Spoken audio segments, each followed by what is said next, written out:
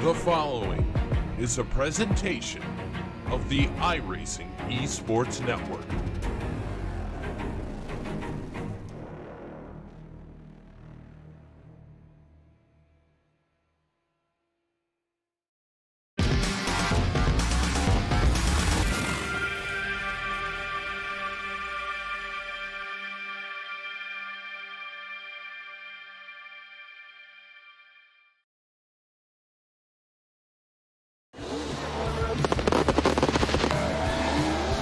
Here's to hugging corners, not cutting them. To grinding away, not grinding to a halt. Here's to those who stay true to the old saying, if you want something done right, you do it yourself. From Tallboy Storage to the latest line of extreme grip hand tools, Craftsman is there when it matters.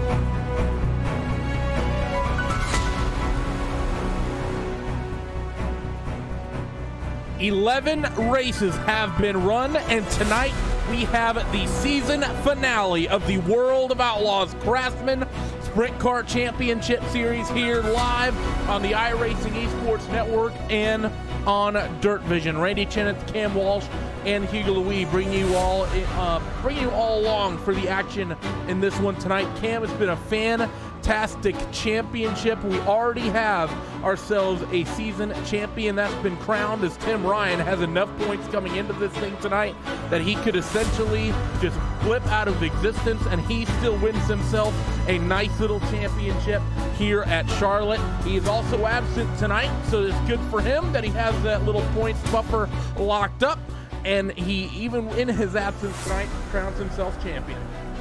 Yeah, absolutely. I mean, he's going to be the king of sprint cars. Basically, it's been many seasons of working, and he's got it now. Congratulations to the Australian, our very first World of Outlaws Craftsman Sprint Car champion here on the iRacing service. And I got to say, he's going to be getting some fabulous pieces of hardware, Randy.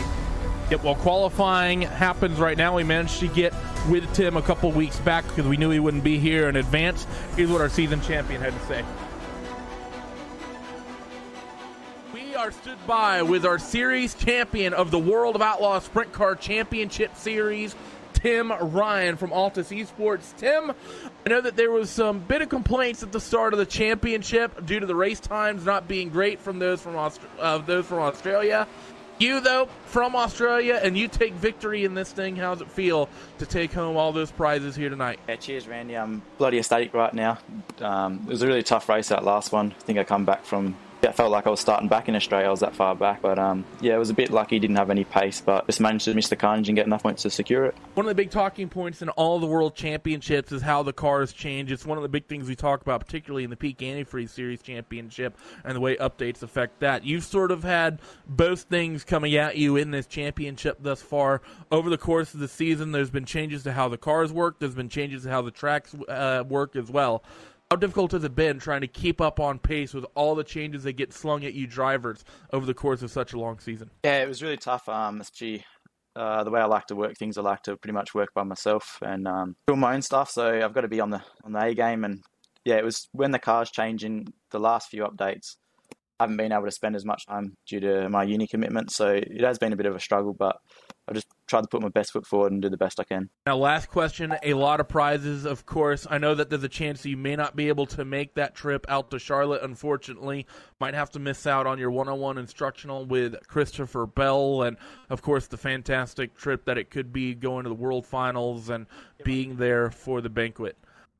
But you are still going to get the rest of those prizes for sure. Get yourself an official World of Outlaws trophy, $3,000 championship check, a nice MPI steering wheel, and a Craftsman 320-piece mechanics tool set. My only question to you is, where's the trophy going to go? How are you going to spend the $3,000? How much are you going to love that MPI steering wheel? And what do you predict you'll be working on when you inevitably lose that 10mm socket out of the Craftsman tool set? Cheers. Yeah, I'll start with the tool set. I'd probably be working on the cart. But yeah, I'd like to thank World of Outlaws, MPI, iRacing and, of course, yourself for putting everything together. It was an awesome experience to partake in such a great series, and I hope I can do it again in the future. Yeah, just really happy right now. There he is, the driver of the number 98 Altus Esports machine, Tim Ryan, your inaugural season champion for the World of Outlaws Sprint Car Championship Series here on iRacing. There he was. That was our opportunity to talk to Mr. Tim Ryan, knowing that he was going to be absent tonight, but we have heat races already gridding up. Heat 1 is rolling it down the back straightaway, and this is your starting grid for the first heat race of the final race of the season. Robert Kurtstetter and Nick Cooper will make up row number 1, with Rusty Kruger and Dan Smolders on row number 2. Cam Dance and Adam Elby will make up row 3, with David Heileman and Jesse Dawkins on row number 4. All cars in the heat races will be going directly to the feature race this evening. Robert Kurtstetter, Cam, that's a name we've not really seen as often towards the end of the championship. I think he could have been a force to be reckoned with if he had been more of a regular. Yeah, most certainly, as the cars are now pulling into the infield on the backstretch here, Randy. It'll be interesting to see whom we get here, because without a lot of these big names, you know, only 16 cars in the grid, somebody else is going to have to take it. It's going to be interesting to see who's going to pick it up. Wicked cushion, gets wicked fast on the throttle. Robert Kurtstetter will lead him into turn 1.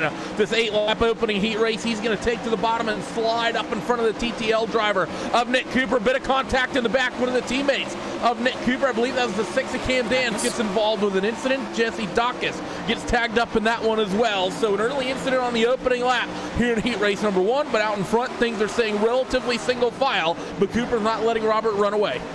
Yeah, and he's sitting there right there in that 35 sprint car right as he's kind of taking that high side. Robert Kurstetter's using the dirt that's there in that middle line right now. We're, of course, at the dirt track in Charlotte here. I will say I'm happy to get these heats underway. It is absolutely freezing here in the old Cam Walsh estate. As there goes Adam Elby deeping down onto the inside. Randy, he's trying to get himself to the inside, but that inside line is pretty non-existent at this point as far as sprint cars is concerned.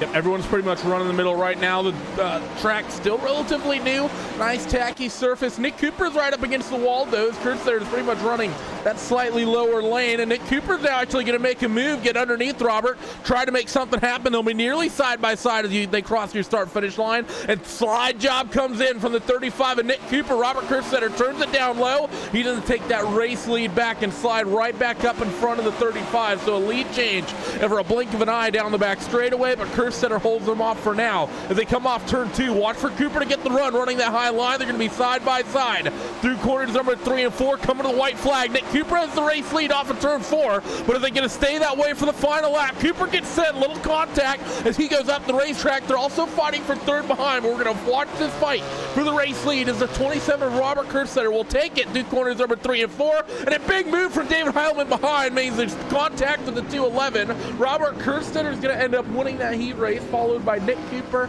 Adam Elby, Dan Smolders. David Heileman rounds out 5th after that little bit of an incident. Then you have Rusty Kruger, Cam Dance, and Jesse Dawkins. An eventful opening heat race there, Cam, for the season finale. Yeah, how about that? I mean, normally we have, heat number 1 is kind of the straight and narrow heat because the track is so new. Boy, these guys are already ripping the track up. I mean, that kind of goes to show you, I mean, the dirt track at Charlotte here, with it being just a pretty typical clay oval, 4/10 of a mile, it's got just enough banking where you get these sprint cars on it. It's not like the late models. You get these sprint cars on it, and they're already throwing slide jobs. I'm pretty happy with that. As we're getting ready for heat number 2 and the second to last. The second, that is the last heat. We don't normally get only 2 heats, Randy, but as it turns out, that's what we're looking for tonight. Went down on the bottom of your screen, but in case you're listening only in the earphones, here's your starting grid for heat race number 2. Alex Bergeron and James Edens on row 1, with AJ Neben and Matt McKinney on row number 2. Anthony Lepresto and Austin Selman are on row 3, with Justin Thomas and Phil Diaz making up the tail end of heat race number 2. And it really is the big talking point is, what is the 12 of Alex Bergeron going to do come into this thing, Cam? Because we know it's the end of a pro series. There are people running for licenses, but you also have Alex Bergeron and James Edens. They're locked in a fight for second place in the points coming in here today. James Edens had a slight lead over Bergeron. I believe it was only about 5 points as they came into this. They're going to start side by side here in heat 2. And you know Alex, he sort of threw away a championship here in this championship this year. He would love to round out second. Yeah, absolutely. And I don't necessarily know if he threw it away as more as Tim Ryan managed to skirt away a couple mistakes more than Alex Bergeron threw it away. But you know what, though? There'll be next season. The pace truck pulls off on the back stretch, and we're going to get ready to go for heat number 2. Heat race number 2 getting ready to wind itself up. The 12 of Alex Bergeron gets on the throttle, and he will lead him to that green flag at the iRacing starter stand. He has 3 car lengths before they ever get to turn 1. We saw some cars running the middle toward the tail end of that heat race. Couple along the bottom on the opening lap. The 17 of AJ Neben trying to make things happen down there. He's going to slide up nearly in front of James Edens, but no, not going to quite have the momentum to make that move stick. The 51 of Matt McKinney, he's also riding up along the wall as well. We got 2 different lanes of traffic currently working itself on lap number 2. AJ Neben's holding that inside line. He's trying to make it work as Matt McKinney there, and his vehicle is now all black instead of all white. So if you're used to an all white Matt McKinney, well, it's now all black. As AJ Neben, that inside line does not work, as Austin Semmelman, who also seems to be using a bit of a different paint scheme here tonight, as they seem to be showing off all sorts of different schemes. It's just that inside line not seeming to work, Randy, right now. But for the most part, I have to say, at least for Alex Bergeron, he's running that inside line. He's sort of making it work. He's running that upper line is what he's actually doing. They're 3 wide behind. You say A.G. Neben involved with that fight. Matt McKinney's just got himself out ahead of it. Austin Selman involved in this scrap as well. Bit of an aggressive move from Anthony Lepresto trying to make sense of all this. Goes to the top side on that number 18 car, running the very plain TeamVLR.com livery this evening as they work down the back straightaway, calm themselves out just a little bit. We notice 17 of A.J. Neben. He's always willing to throw a bit of a move as they start lap number 7 and 8. Here in the second and final heat race. Down the back straightaway they will go. It's going to be actually the 17 of AJ Neben and the 23 of Justin Thomas. They're going to be wheel to wheel as they take the white flag here on lap number 8 and in towards 1 and 2 for the final time. The 23 trying to work that bottom groove to get as any starting spot he can. Here comes the 12 of Alex Bergeron to win the final heat race of the season with James Edens very closely in tow. So their little championship fight with themselves for that second spot is still very much relevant as Bergeron, Edens, McKinney, Selman, Lepresto, Neben, Thomas, and Diaz round out that 8-car grid. One of the prizes that is on offer for the champion of this Sprint Car Championship is, of course, a bit of a one-on-one session with World of Outlaw driver Christopher Bell. We got ourselves a nice little video from him to see what the winner of this championship, aka Tim Ryan, is going to be in for at Charlotte.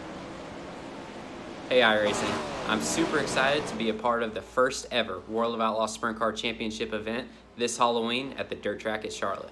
Myself and the iRacing champion are going to have some fun slinging mud while I give them some pointers on how to drive a real-life sprint car.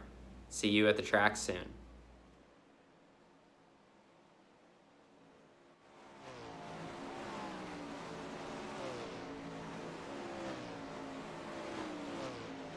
So one more little plug to go here tonight.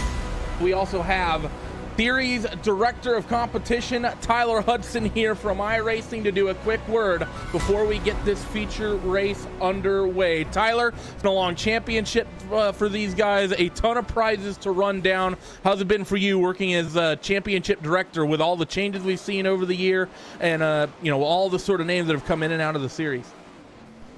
Yeah, it's been a pretty exciting season.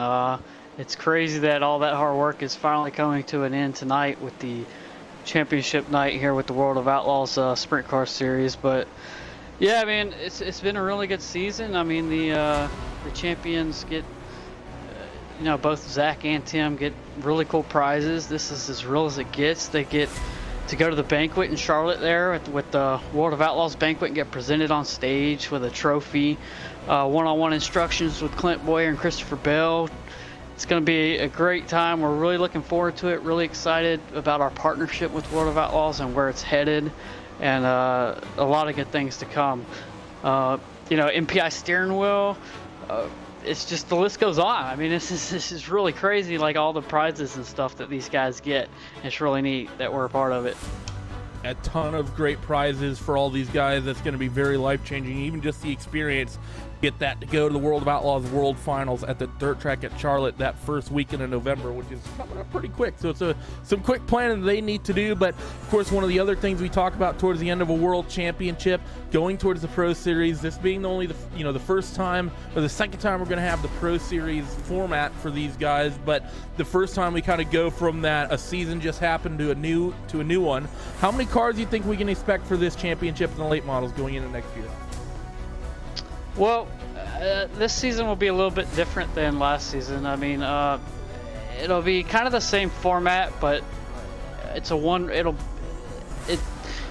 basically we'll use the current seasons to determine our World Championship drivers for next season. So, the standard every 2 hour races, top 20 in points overall will get invited to be in the World of Outlaws series for 2019. It's a little bit different, but I think it's a better process for the competitors and us. Simplifies the process, makes everything a lot easier. Thanks for joining us, Tyler. Love to get more with you, but we got a feature race that's rolling off. We will talk to you later, and thank you for a fantastic championship. But for the last time this evening on the iRacing Esports Network and on DirtVision.com, we have the feature race of the World of Outlaws Sprint Car Championship Series. This is going to be your starting grid. On the front row, it'll be Robert Kerstetter and Alex Bergeron. Row number 2 will be Nick Cooper and James Edens. Row 3, Adam Elby and Matt McKinney, with Dan Smulders and Austin Selman rolling off on row number 4. David Heileman and Anthony Lopresto will make up row 5, with Rusty Kruger and AJ Neben on row 6. Cameron Dance and Justin Thomas will be on row 7, with Jesse Dawkins and Phil Diaz making up the 8 rows of cars that'll be doing competition here tonight. The dirt track at Charlotte always puts on an interesting show. We've seen the late models do fantastic work here twice this season.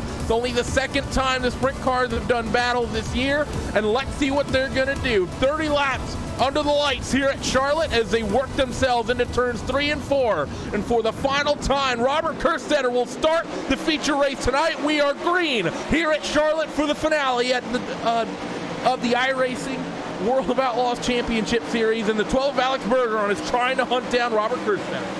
Yeah, what a jump by Robert Kerstetter in that number 27 machine. I already saw Nick Cooper picking his way down low, but that is not going to work for him as James even wants to get up front. Somebody doing some lawn maintenance. That's David Heileman, the number 5 machine. He really slung that car way down low. I think it's a little too low, honestly. And Randy, we've got cars running high side and low side trying to get it to work, but the front 2 runners, Alex Bergeron and Robert Kerstetter, are trying to dance their way on that top line, but unfortunately for Alex Bergeron, he just seems to be kind of not able to find the grip there to hold down Robert Kerstetter.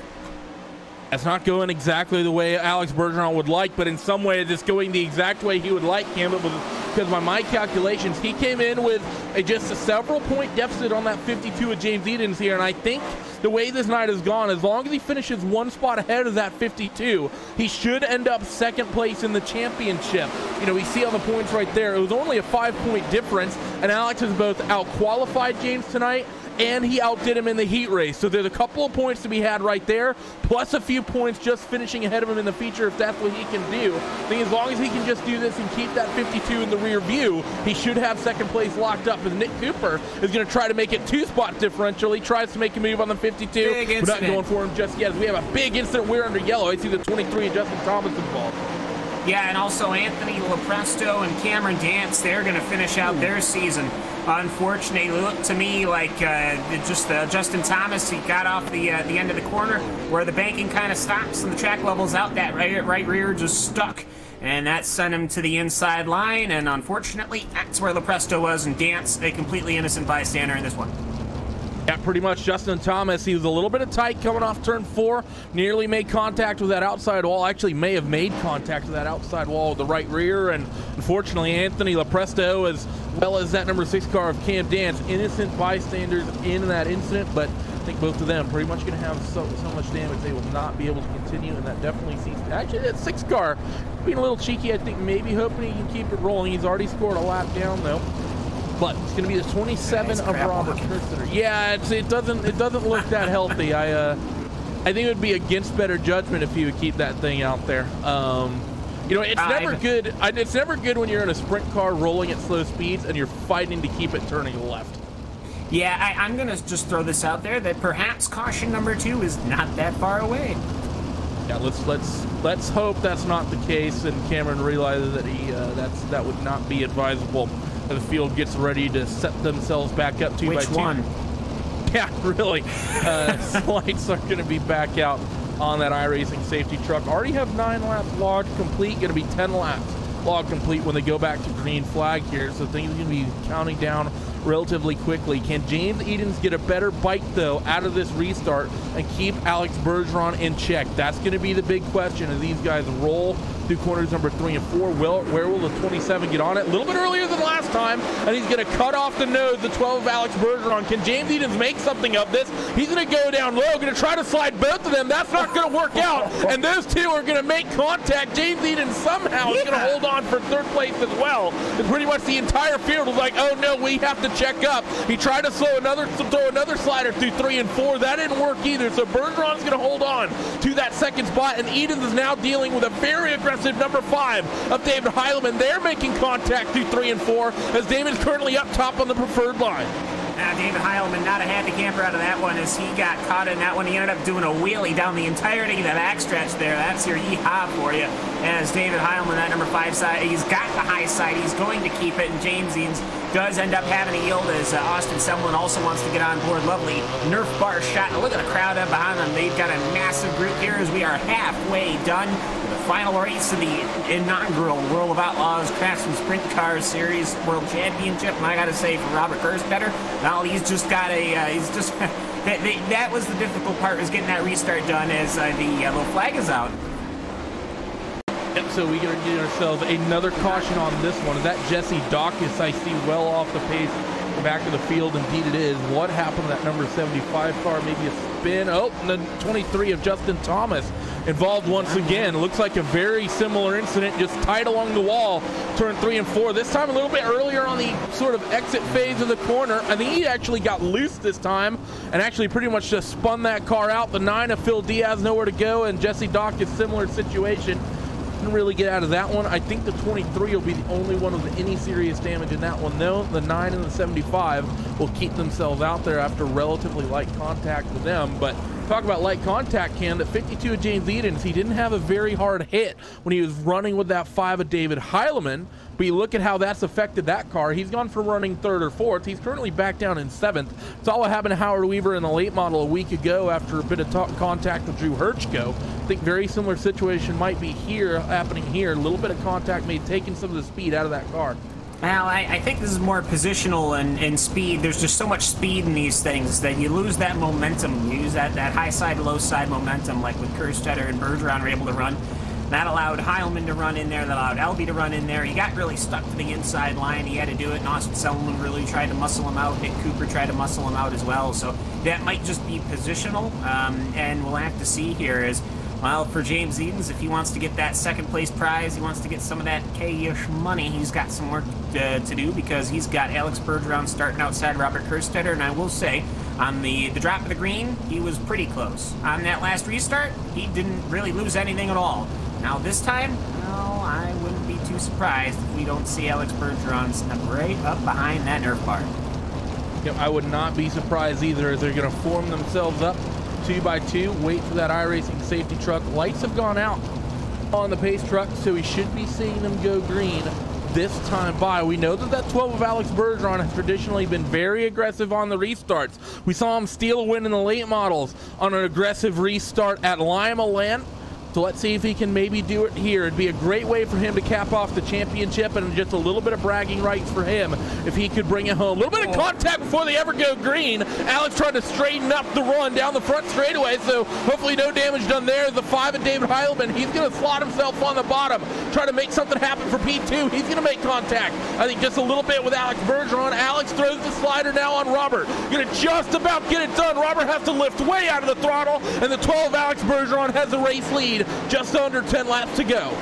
Meanwhile, if you saw a couple of cars drip up into the wall and drop back, that was Adam Elby and Nick Cooper. Both of them ended up really almost collecting that outside wall. They are now in the back of the field, absolutely out of contention for this one. That's Alex Bergeron, Robert Kerstetter, and David Heilman. I think he got that bit of a nudge from James Edens, and that put some blood in his nose, and I think he's cleared that. He really wants to get after it here in this last half of this race. Definitely seems like, as we ride on board with the 5 of David Heilman, you see some of the damage he's carrying on that front wing, tweaked over just a little bit. That'll be affecting him a little bit. Not great for the aerodynamics, but shouldn't be too much. The field rolls through 1 and 2 for the 24th time of 30 laps. The 27, though, Robert's a man on a mission. I don't think he's particularly happy, Cam, about the way Alex got that race lead, and he's trying to reel him in so he can have at least one shot of trying to make that move for the race win tonight. Yeah, problem is Alex Bergeron's had the lap times falling in his favor. He's riding that high side, which, as we know, that's pretty much where his car is always set up. Run the high side as high as you can go. If you're running into the wall, well, obviously you're a little too high, but that's okay if you are Alex Bergeron. And for Robert Kerstetter, he's just, the car just doesn't seem to have as much pitch or angle here in this last run by. He did finally get 1 lap in the positive, but we are running out of laps. We've only got 3 laps to go in the season, Randy, and that is going to be it. Nearly a 1/10 of a second that Robert Kerstetter reeled in that last trip around the racetrack. Can he do something similar here? It's a 9.41 for Alex. It's a 7.86 for Robert. He's finding out how to run this place, and he's got it hooked up right up against the outside wall. Like Cam said, he's got that car pointed just a little bit straighter than Alex does. They're going to get the 2-to-go signal here. That time Alex stretched it out by 0.03 of a second, but there's only 0.3 in it here. Coming to the final lap of the World of Outlaw Craftsman Sprint Car Championship Series here in 2018. Alex rolls through corners number 1 and 2. Gap out to 0.6 of a second as he rolls down the back straightaway. He should know that he has no pressure whatsoever, and Alex Bergeron is going to win the final race of the season here at Charlotte. Yeah, nicely ran right there. I mean, he had the opportunity to get the pass. He took it. And there was not another caution here, and so therefore that's going to be a good victory for Alex. I'm sure he's going to be happy about that one. I don't know about Robert. I have a feeling he's going to be looking at that one saying, oh, I could have had that, but you know what? He most certainly is going to have another season to look forward to, as with everyone crossing by the start-finish line. Nothing too crazy happened in the back after that initial scrum on that last restart, and Randy, I gotta say, that's you're gonna have to put the old bookmark on this one, because that's the 2018 season done and dusted.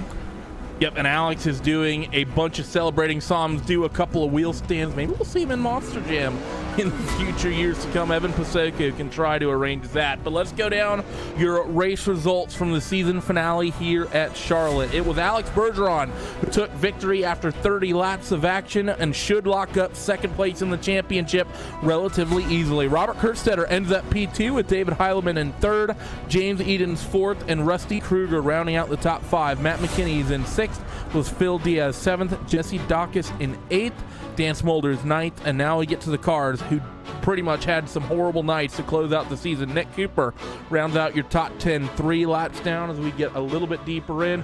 AJ Neiman in 11th, 4 laps down. You get a couple cars who went out on the same incident. Adam Elby and Austin Selman both 10 laps down in 12th and 13th. Justin Thomas in 14th, 16 laps down. Cam Dance 21 laps down in 15th. And Anthony Lopresto, innocent victim the way he went out tonight, 25 laps down in that 16th spot. We'll be back in just a couple moments for some post-race coverage. Be sure to not go away as we bring you the final post-race interviews on the season.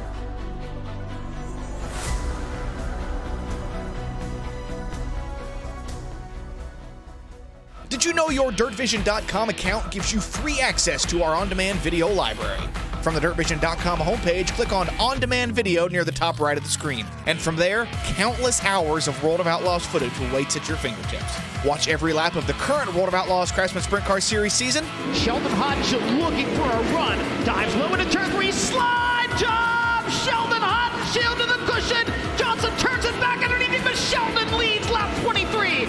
Or dive into some of the historical options with videos in our Classics section. He has clear visibility, comes off the 4th turn in the clear, and leads lap number 1. It's all available free and on demand on DirtVision.com.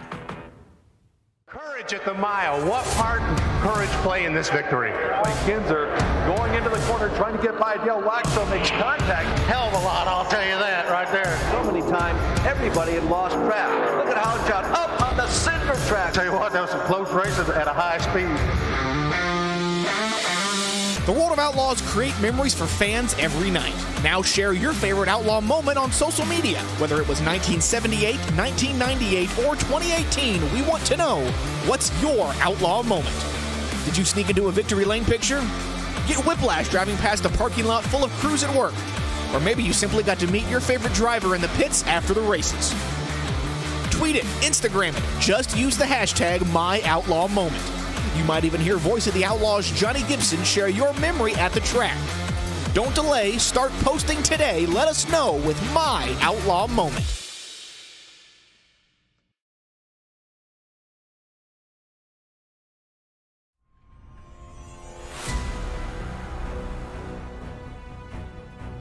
So a fantastic night of action is what we had here at Charlotte. A very racy racetrack. Saw a couple different lines come in. Some sliders were able to be thrown, and it was a pretty much picture-perfect one that resulted in the 12 of Alex Bergeron taking victory here tonight. We are now stood by with the Team VLR driver here. Alex, I know that it's probably somewhat bittersweet for you.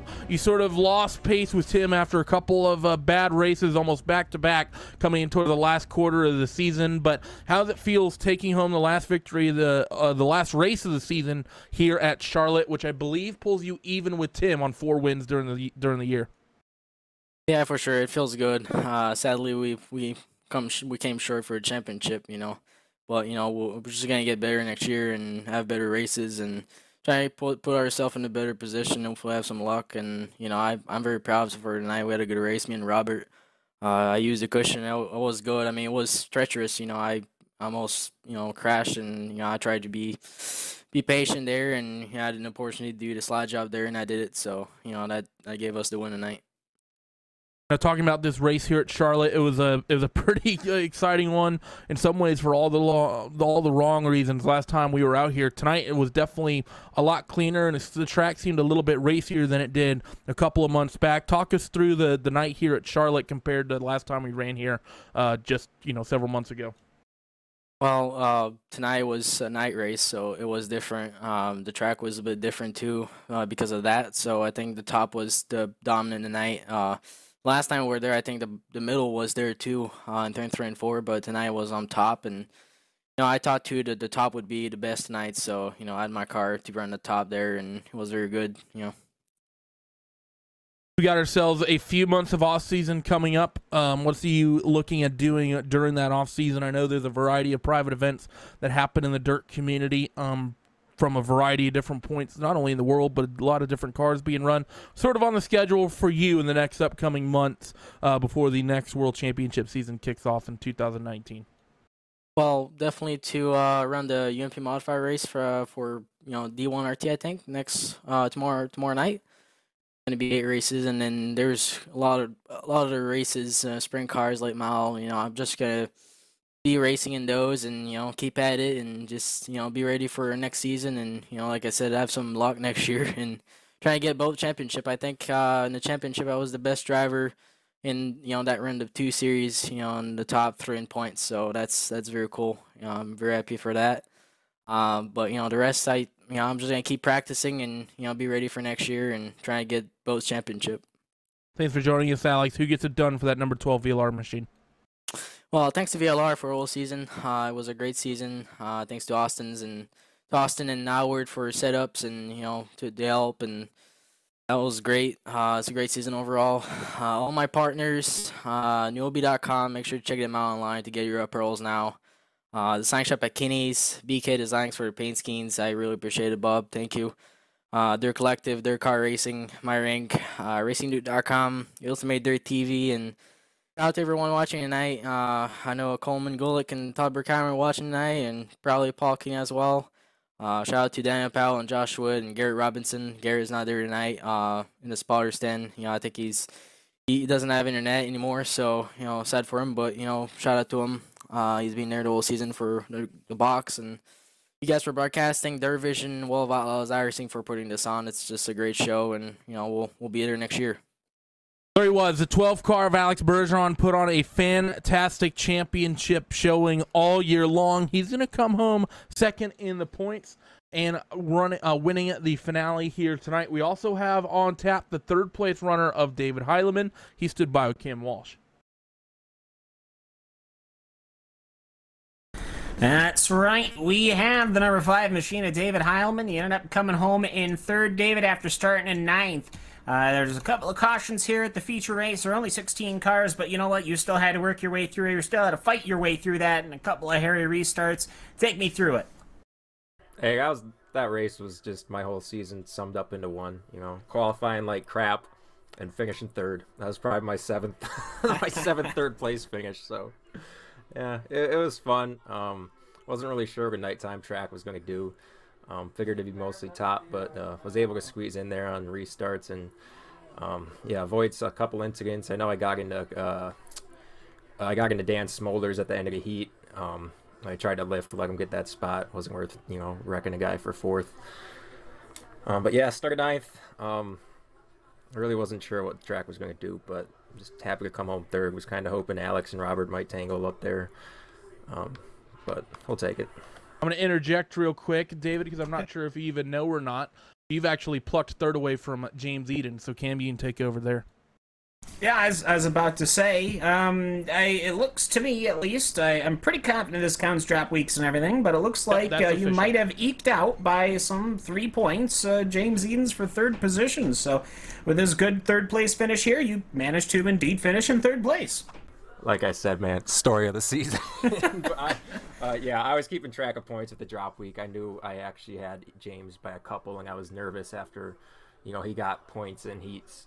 He got points for qualifying in heat, so I knew it was going to be like 1 or 2 positions. And he actually got back to 4th at the end. But like I said, even in the qualifying series to get here, I finished 3rd too. So there you go. Maybe instead of number 5, you need to be number 3.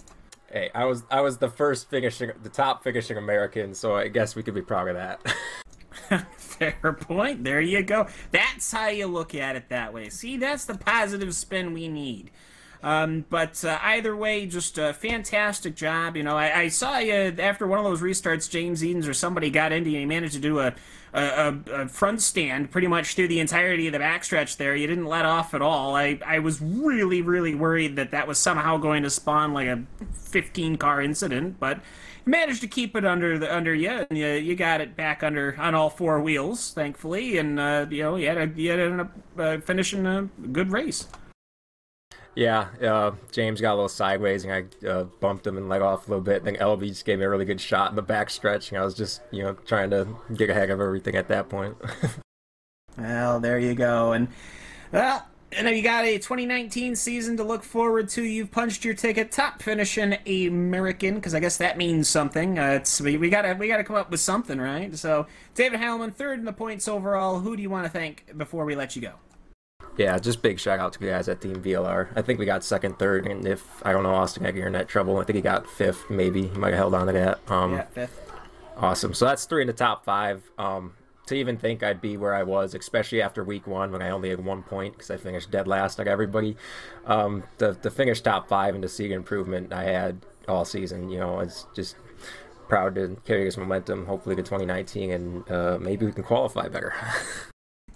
Well, there you go. There's something to work forward to. How about that? So, anyways, that's your 3rd place finisher, who's also your 3rd place finisher in the number 5 machine, David Heilman. And, well, congratulations, and we'll see you next season. Yep, thanks, guys. See you next year. And with that, Randy, I believe that's all going to be for me as well. So, gotta say, thanks for having me as always. It's been fun, and only a couple of things have changed in the real world, but we always had this to look forward to.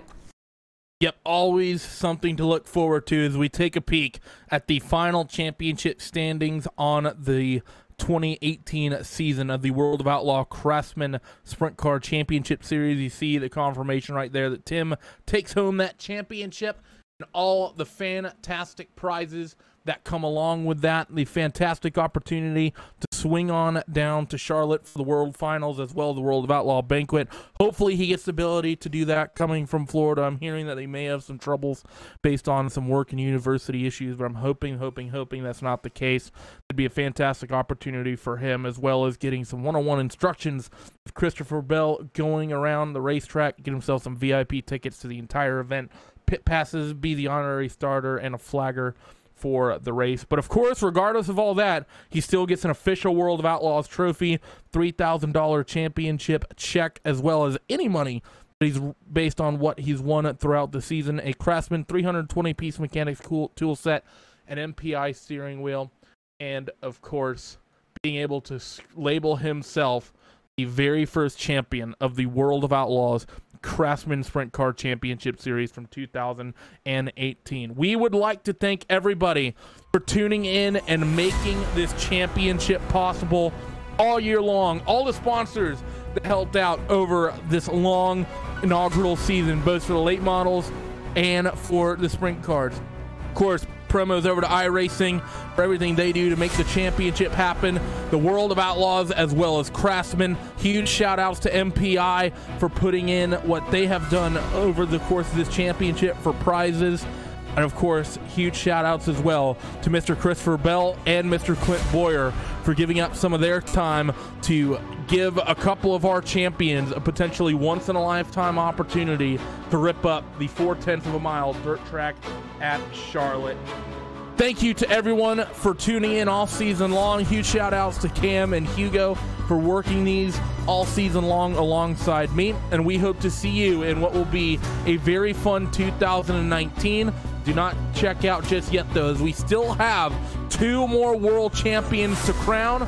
Tomorrow night, we will find out for the NASCAR Peak Antifreeze Series, and then on Thursday, the iRacing Rallycross World Championship Series. We're going to crown someone there as well. 2 more races here this week, 2 more big ones, and we look forward to an even bigger 2019. Bye-bye.